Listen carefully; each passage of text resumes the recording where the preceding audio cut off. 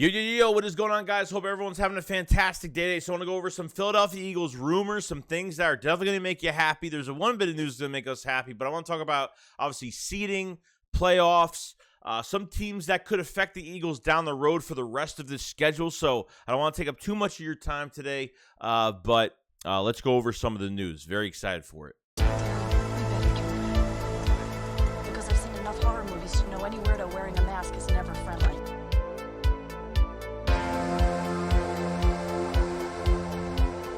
What is going on, guys? Hope everyone's having a fantastic day. So I want to go over some news for the Philadelphia Eagles, and I think one thing that we could talk about is the Saints pick. Now, the Saints did face the Baltimore Ravens on Monday night, and it looks like as of right now, since the Saints have lost, the Eagles have the number 6, the 6th overall pick in the 2023 NFL Draft. How about that? Just imagine the Eagles get that far this year and still, Howie Roseman, Jesus. What did you do, man? You did some good things. You got the Saints' first-round pick, and they're losing, and they have to stay losing. I think really the only thing the Pittsburgh Steelers next week, and I think that's, and then I think the Pittsburgh Steelers game is, I'm hoping the Steelers can get something done. I'm hoping they could beat the Saints. That's one game. I think they can only win like one more game this year. No joke. I think they can actually lose the rest of their season because their schedule does not get any easier. But at the same time, you have to give Howie Roseman props and respect, and this is looking better by the week. There's probably 2 other games the Saints probably could have lost. Unfortunately, it didn't happen. But look, at this point, guys, if it's even a top 5 to a top 10 pick, I will be so satisfied. And what you could do with 2 first-round picks and a second, because let's face it, guys, the Eagles will free up some cap space, but you're going to have to pay a quarterback, and there's so many free agents the Eagles are going to have to really try and make a decision, very hard decisions on this year. It's going to be really tough, but we're not here to talk about next year. We're just here to talk about the Saints, number 6 overall pick so far from how many games they have lost, and I think they will lose a ton more. And let's keep that pick the way it is, because Eagles get far and still have a top draft choice. Jesus. It is going to be insane. So hopefully you guys are happy about that. And I think the second thing I want to talk about, nothing crazy. It's just, DeSean Jackson played in that game. He started for the Baltimore Ravens, and he had, 16 yards? He had another hamstring injury, guys. Yes, he is hurt once again. Not surprised at all. He looked really good, though. I ain't going to lie. He looked really good. Pause. But he was burning Marshawn Lattimore. I mean, he at 35 years old, DeSean Jackson can still burn the best defenders of the league. I mean, no joke. Still got it. It's just that guy can't stay healthy.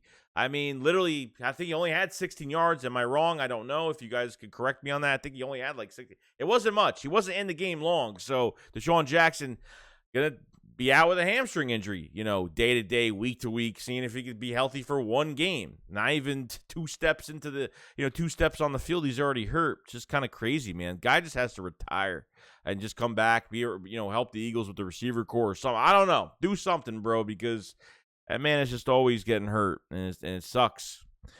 Secondly, I want to talk about is something within the AFC. Josh Allen with the UCL injury, which is really interesting. The UCL injury is something that I think it was the same injury that Bryce Harper had. A pro football doctor did talk the other day about this, and he said that Josh Allen could miss a few weeks, couple to a few weeks, 2 to 3 games, maybe more than that, depending on the severity of this injury. Now, why do we care about this? Well, because it represents the AFC and their seeding, and things could change. I mean, look at the AFC East right now. I mean, the Jets are right behind the Bills right now. I mean, it's kind of crazy. The Jets with a great defense. Breece Hall's been a monster. A Jets team, I mean, look, I'm around Jet fans. I live in New York. I'm around a lot of Jet fans every day, and I always hear how good they're doing. And then Jet fans are very excited. They should be excited. And obviously the Dolphins are right there. The Patriots, I mean, they're only a game apart from each other, and you lose Josh Allen at the wrong time. Now, by the time you watch this, there'll probably be news coming out about his injury. By the time you watch this, who knows? Because they should have news on Tuesday whenever you're watching this, or if it's past the day you're watching this. So as of right now, it looks like he might miss time. Really, he's going to miss time at the wrong time. I mean, this is the worst. So I mean, after he got that injury during that game against the Jets, though, he threw a 70-yard bomb the next play right after that injury. I mean, he says his elbow is sore right now, so it just depends. At this point, if he throws more and more, the more he throws during games, it might be more painful. Yeah, it might be sore now, but how long can his throwing arm last in a game? If that's the case, they can't keep him in games. I mean, it's hard to bench a guy like that because of injury and the way this division is right now. So it's kind of nuts, and I think this could affect them. Other teams are going to jump them. It's going to affect who they face in the AFC. It's gonna affect the seeding.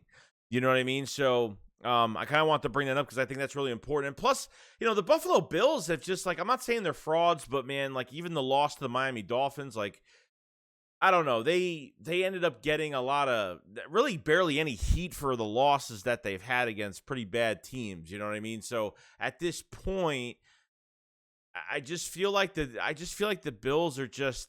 I just feel like there's nothing that crazy about the Bills anymore than I used to feel. Not fear, but just they were a dangerous team. Maybe they're not looking as dangerous anymore. Some teams are red hot at certain times, and then they start to fall over a little bit during the season. I mean, it's hard to win the league as it is, but some teams get hot way too early. I mean, with the Philadelphia Eagles, we've been hot since the beginning, but based on play and based off of what these coaches do in the second half of games, that's where we've kind of looked different, and people think that we've been letting teams come back because they have come back because of skill set. They're not coming back because of skill set. They're coming back because the coaches are allowing them to come back because of play calling and play. That's why teams have come back. Or maybe the Eagles haven't looked up to standard that they should be blowing out teams 40-0 every single game, which they're not allowed to have an ugly game. So with the Buffalo Bills, I felt like after that first loss, after the first loss they had, I felt like they got pat on the back a little bit, and I felt like they swept it under the rug. The league swept it under the rug, but the Eagles keep winning every single week, and they're getting disrespected every single week. So, it depends how you win. It depends how you face adversity. This Philadelphia Eagles team has almost done almost everything, really. They've faced probably every kind of adversity that I could think of, between being down 2 touchdowns, playing in a bad weather game, tied at halftime, relying on Jalen, winning with Jalen Hurts' arm. I mean, we've almost done everything. Turnovers to win the game. I mean, the only thing we haven't done adversity-wise is really deal with this team coming off of a loss. What will the mindset and mentality be of this team coming off of a loss? So the Josh Allen situation is an interesting one, and I'll have more news on it later on, but yeah, that's big for that team right now. Buffalo is going to be hurt without Josh Allen. I don't even know who the backup quarterback is over there right now, so I got no idea. But that one's going to be an interesting one to kind of look at for the next, next couple weeks. At least today we'll find out what's going on with that. Next I want to talk about, I think the last thing I want to talk about is the Minnesota Vikings is another interesting one for the NFC, especially when I talk about, for the seed, for the playoff spots. The Vikings definitely can take that number 1 seed, but the good and bad thing about this that you have to balance out is that they're playing the Cowboys in a couple weeks, and you really want Minnesota to and they're playing in Minnesota, you kind of want them to beat the Cowboys. If the Cowboys can be down 3 games, because at this point, Green Bay is a damn mess. And I know that Aaron Rodgers has a good record against, the Cowboys, but unfortunately, there's way too many injuries for the Packers right now, and Aaron Rodgers is not Aaron Rodgers right now. So don't get excited if the Cowboys beat him, or those fans will probably get excited tomorrow and be like, oh, we beat a real quarterback that has not played good all year. So that's just the way it is right now. And I think the Cowboys could beat the Packers, but who knows? They could shoot themselves in the foot. Packers could be really pissed off. But at the same time now, with Josh Allen being out, the Vikings have the Bills next week, which they could lose or they could win. And then have the Cowboys after that, which if the Cowboys win that game, then it helps us with the first seed. It helps us with the seeding.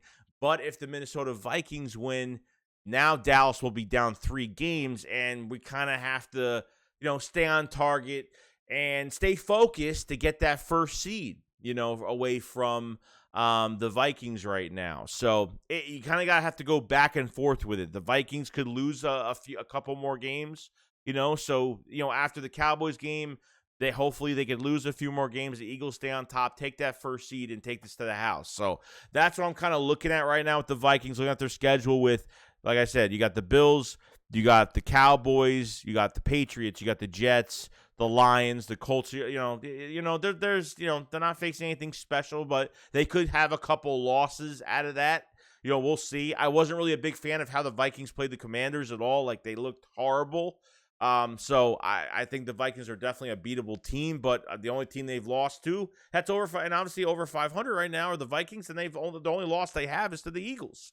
So it's very back and forth-ish right now of what I kind of want to happen, because of the seeding to the playoffs and stuff like that. I mean, I know it's kind of early that we're talking about this, but you kind of have to kind of look for, we'll definitely have updates on later on, maybe 4 or 5 games down the road when it's kind of during that time what's going to happen here, where the Eagles are at within the division. And then if the Eagles clinch, then all we have to worry about is really the seeding. If the Eagles are perfect, then great. And if they're not, and they have a couple losses or a loss under their belt, then we might have to kind of rely on certain things to get that first seed, if that's even the case, because I think the seeding could be very different this year. So we will see what happens with that. Like I said, Minnesota Vikings are definitely a team that, are very important to the Philadelphia Eagles, not only being in the NFC, but, have a good record as well. One of the only other teams in the NFC that really have a nice record, that are playing pretty good. But they're winning games, but, nothing that's,